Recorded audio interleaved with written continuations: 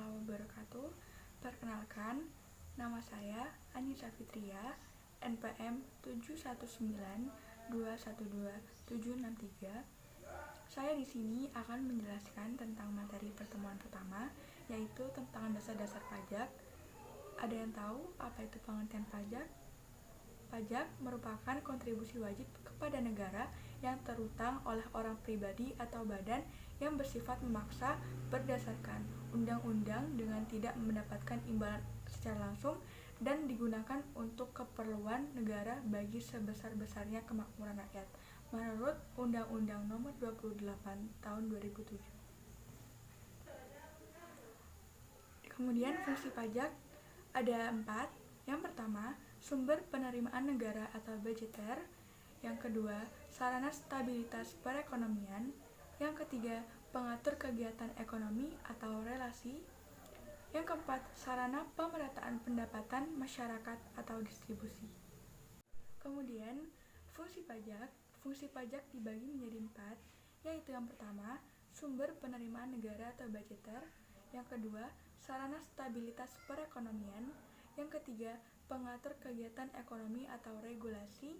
Yang keempat, sarana pemerataan pendapatan masyarakat atau distribusi.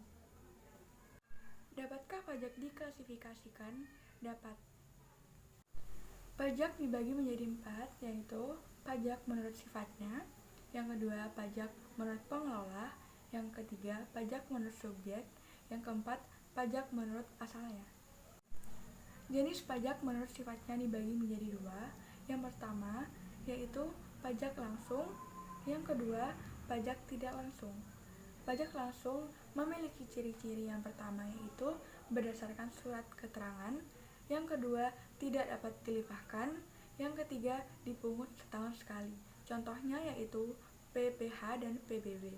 Sedangkan yang pajak tidak langsung, ciri-cirinya yang pertama, tidak berdasarkan surat keterangan, dapat dilimpahkan kepada orang lain, dan yang ketiga, dipungut setiap terjadi transaksi. Contohnya yaitu PPN. Jenis pajak menurut pengelolanya. Yang pertama, pajak pusat dikelola oleh pemerintah pusat atau DJP. Yang kedua, pajak daerah dikelola oleh pemerintah daerah. Ada 4 contoh yang dilakukan oleh pajak pusat. Yang pertama yaitu PPh, pajak penghasilan, dikenakan atas penghasilan yang diterima. Yang kedua, pajak pertambahan nilai atau PPN, dan pajak penjualan atas barang mewah atau PPNBM. Dikenakan atas penyerahan barang dan jasa, kena pajak serta barang mewah atau pajak konsumsi. Dan yang ketiga, pajak bumi dan bangunan perkebunan, perhutanan dan pertambangan atau PBB P3. Dikenakan atas pemanfaatan bumi dan bangunan. Yang keempat, bea meteral, pajak atas pemanfaatan dokumen tertentu.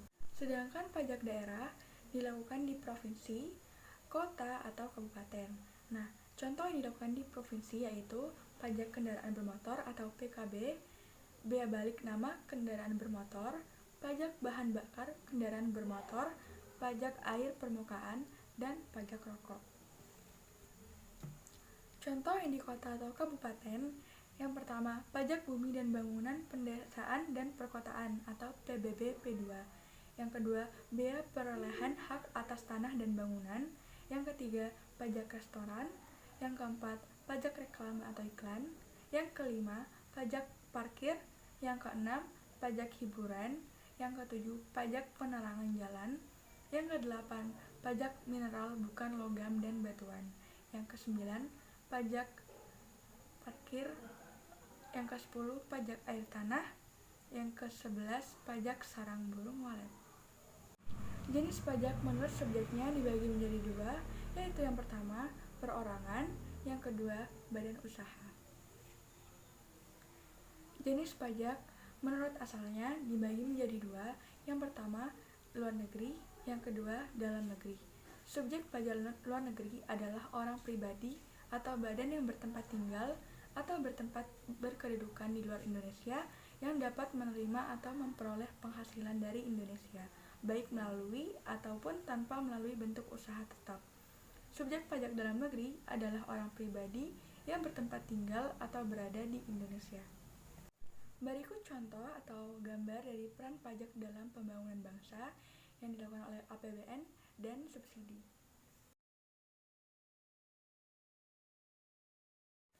Syarat pemungutan pajak dibagi menjadi 5. Yang pertama yaitu pemungutan pajak harus adil. Yang kedua, pengaturan pajak harus berdasarkan undang-undang. Yang ketiga, pungutan pajak tidak mengganggu perekonomian. Yang keempat, pemungutan pajak harus efisien. Yang kelima, sistem pemungutan pajak harus sederhana. Penjelasan dari syarat pemungutan pajak yang pertama yaitu pemungutan pajak harus adil. Seperti halnya produk hukum, pajak pun mempunyai tujuan untuk menciptakan keadilan dalam hal pemungutan pajak, adil dalam perundang-undangan maupun adil dalam pelaksananya, seperti A. dengan mengatur hak dan kewajiban para wajib pajak, B. pajak diberlakukan bagi setiap warga negara yang memenuhi syarat sebagai wajib pajak, C. sanksi atas pelanggaran pajak diberlakukan secara umum sesuai dengan berat ringannya pelanggaran. Yang kedua, pemungutan pajak harus undang-undang. Di Indonesia, pemungutan pajak sesuai dengan pasal 23A UUD 1945 yang berbunyi, pajak dan pungutan lain yang bersifat memaksa untuk keperluan negara diatur dengan undang-undang. Ada beberapa hal yang perlu diperhatikan dalam penyusunan undang-undang tentang pajak, yaitu A. Pemungutan pajak yang dilakukan oleh negara berdasarkan undang-undang tersebut harus dijamin kelancarannya. B. Jaminan hukum bagi para wajib pajak untuk tidak diperlakukan secara umum. C. Jaminan hukum akan terjaganya kerahasiaan bagi para wajib pajak. Yang ketiga, pemungutan pajak tidak mengganggu perekonomian. Pemungutan pajak harus diusahakan sedemikian rupa agar tidak mengganggu kondisi perekonomian, baik kegiatan produksi, perdagangan, dan jasa. Pemungutan pajak jangan sampai merugikan kepentingan masyarakat dan menghambat lajunya usaha masyarakat pemasok pajak, terutama masyarakat kecil dan menengah. Yang keempat, pemungutan pajak harus efisien. Biaya-biaya yang dikeluarkan dalam rangka pemungutan pajak harus diperhitungkan. Jangan sampai pajak yang diterima lebih rendah daripada biaya pengurusan pajak tersebut. Oleh karena itu, sistem pemungutan pajak harus sederhana dan mudah dilaksanakan. Dengan demikian, wajib pajak tidak akan mengalami kesulitan dalam pembayaran pajak, baik dari segi perhitungan maupun waktu. Dan yang terakhir, yang kelima, sistem pemungutan pajak harus sederhana. Bagaimana pajak dipungut akan sangat menentukan keberhasilan dalam pemungutan pajak. Sistem yang sederhana akan memudahkan wajib pajak dalam menghitung beban pajak yang harus dibiayai, sehingga akan memberikan dampak positif bagi wajib pajak untuk meningkatkan kesadaran dalam pembayaran pajak. Sebaliknya, jika sistem pemungutan pajak rumit, orang semakin enggan membayar pajak. Contohnya yang pertama yaitu biaya materai disederhanakan dari 167 macam tarif menjadi 2 macam tarif. Di Indonesia, biaya material 2 macam nilai 3.000 dan 6.000. Yang kedua, tarif pajak pertambahan nilai yang beragam disederhanakan menjadi hanya 2 tarif di Indonesia, 0% dan 10%. Yang ketiga, pajak perseorangan untuk badan dan pajak pendapatan untuk perseorangan disederhanakan menjadi pajak penghasilan atau PPh yang berlaku bagi badan maupun perseorangan atau pribadi.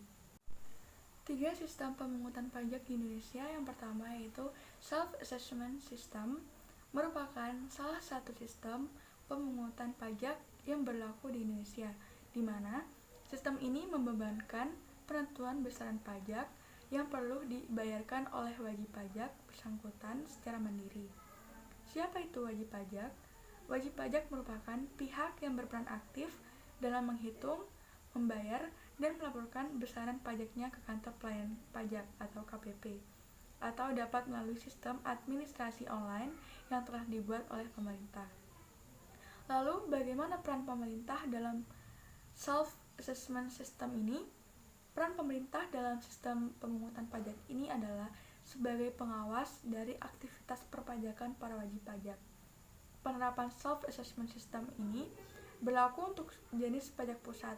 Contoh jenis pajak pusat di Indonesia adalah pajak pertambahan nilai atau PPN dan pajak penghasilan atau PPH yang berlaku setelah masa reformasi pajak pada tahun 1983 hingga saat ini.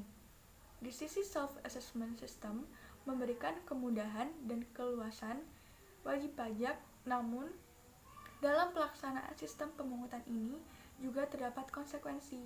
Wajib pajak biasanya akan mengusahakan untuk menyetorkan pajak sekecil mungkin karena wajib pajak memiliki wewenang menghitung sendiri besaran pajak terutang yang perlu dibayarkan. Ciri-ciri self-assessment system: penentuan atas besaran pajak terutang dilakukan oleh wajib pajak itu sendiri. Wajib pajak memiliki peran aktif dalam memenuhi dan menuntaskan kewajiban perpajakan, mulai dari menghitung, membayar, hingga melapor pajak. Pemerintah tidak perlu lagi mengeluarkan surat ketetapan pajak. Pengecualiannya yaitu apabila wajib pajak telat lapor, telat membayar pajak terutang, atau terdapat pajak yang seharusnya wajib pajak bayarkan namun tidak dibayarkan. Dan yang kedua yaitu official assessment system, merupakan sistem pemungutan perpajakan yang memberikan wewenang kepada wajib pajak untuk menentukan besarnya pajak terutang pada fiskus atau aparat perpajakan sebagai pemungut pajak. Dalam sistem ini, wajib pajak bersifat pasif dan pajak terutang baru ada setelah dikeluarkannya surat ketetapan pajak oleh fiskus. Dalam sistem ini, petugas pajak sepenuhnya memiliki inisiatif dalam menghitung dan memungut pajak. Penerapan official assessment system ini pun ditujukan kepada masyarakat selaku wajib pajak yang dinilai belum mampu untuk diberikan tanggung jawab dalam menghitung serta menetapkan pajak. Sistem ini akan berhasil apabila petugas pajak secara kualitas, kuantitas, dan integritas. Official assessment system ini diterapkan dalam pelunasan pajak bumi dan bangunan atau PBB atau jenis-jenis pajak daerah lainnya. Kantor Pelayanan Pajak atau KPP merupakan pihak yang mengeluarkan surat ketetapan pajak berisi besaran pajak bumi dan bangunan terutang setiap tahunnya. Wajib pajak tidak perlu lagi menghitung pajak terutang, melainkan cukup membayar pajak bumi dan bangunan berdasarkan surat pembayaran pajak terutang atau SPPT yang diterbitkan oleh Kantor Pelayanan Pajak terdaftar. Meskipun fiskus atau pemegang wewenang pajak cukup dominan dalam menghitung dan menetapkan hutang pajak, namun setelah reformasi perpajakan pada tahun 1984, sistem pemungutan perpajakan ini tidak lagi berlaku. Ciri-ciri official assessment system: yang pertama, sifat wajib pajak pasif dalam penghitungan pajak karena besaran pajak terutang dihitung oleh petugas pajak atau fiskus yang dipilih dalam pengelolaan pajak. Yang kedua, pajak terutang timbul setelah petugas pajak menghitung pajak yang terutang dengan diterbitkannya surat ketetapan pajak. Yang ketiga, pemerintah mempunyai hak penuh dalam menentukan besarnya pajak yang wajib dibayarkan oleh wajib pajak. Dan yang terakhir atau yang ketiga yaitu withholding system. Ciri dari sistem pajak ini adalah pihak ketiga memiliki wewenang dalam menentukan beberapa besar pajak yang harus dibayar. Besarnya pajak pada withholding system dihitung oleh pihak ketiga, bukan wajib pajak dan bukan aparat pajak atau fiskus. Sistem ini disebut juga dengan jenis pajak potong pungut dan dinilai adil bagi masyarakat. Contohnya penerapan sistem ini adalah pemotongan penghasilan karyawan yang dilakukan oleh bendahara instansi terkait. Oleh karena itu, karyawan tidak perlu lagi mendatangi kantor pelayanan pajak untuk membayarkan pajak terutang tersebut. Pajak penghasilan pasal 21, pajak penghasilan pasal 22, pajak penghasilan pasal 23, pajak penghasilan final pasal 4 ayat 2, dan pajak pertambangan nilai adalah jenis-jenis pengenaan pajak yang diterapkan menggunakan withholding system. Bukti potong atau bukti pungut sebagai bukti yang diterbitkan atau pelunasan pajak dengan menggunakan sistem pemungutan perpajakan ini. Dalam beberapa keadaan tertentu, dapat juga menggunakan surat setoran pajak atau SSP. Bukti pemotongan tersebut akan dilampirkan bersama surat pemberitahuan atau SPT tahunan, PPh atau SPT masa PPN wajib pajak yang bersangkutan. Sekian penjelasan materi dasar-dasar pajak dari saya. Kurang lebihnya mohon maaf. Wassalamualaikum warahmatullahi wabarakatuh.